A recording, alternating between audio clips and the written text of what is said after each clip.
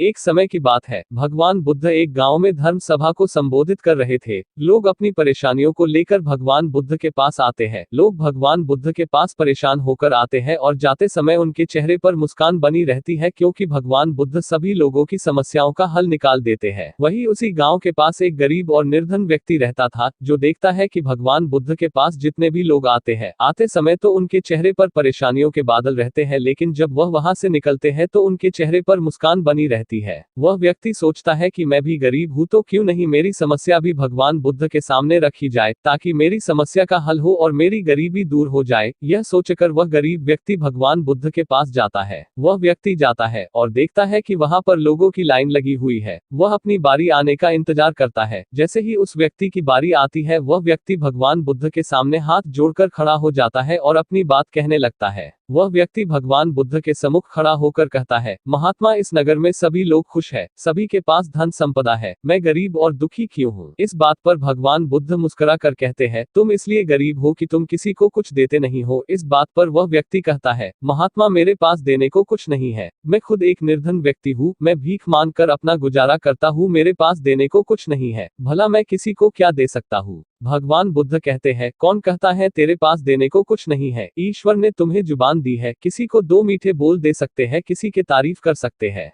ईश्वर ने तुम्हें दिमाग दिया है, किसी को अच्छे सुझाव दे सकते हो। दो हाथ दिए हैं, किसी की मदद कर सकते हो। क्यों अपने आप को निर्धन समझता है? यही कारण है कि तू आज तक गरीब और दुखी है, क्योंकि तू सोचता है मेरे पास देने को कुछ नहीं है और अपने आप को गरीब और दुखी मानता है। भगवान बुद्ध कहते हैं, जो व्यक्ति अपने आप को निर्धन और गरीब मानता है, वह जीवन में कभी भी खुश नहीं हो सकता है। भगवान बुद्ध कहते हैं, कभी भी अपने आप को निर्धन और गरीब ना समझे, आपके पास जो है उसी में खुश रहिए और हो सके तो दूसरों की सहायता भी करें। हम पैसे से निधन हो सकते हैं, लेकिन हमारे शरीर से हम संपन्न हैं। अपनी कमजोरी को भी अपनी शक्ति बनाकर इस्तेमाल करें, आप एक दिन दुनिया में जरूर सफल आदमी बनेंगे। यह बात सुनकर वह व्यक्ति बहुत प्रसन्न होता और उसी समय से अपने आप को सफल मानता है। कहानी को लाइक शेयर कीजिए।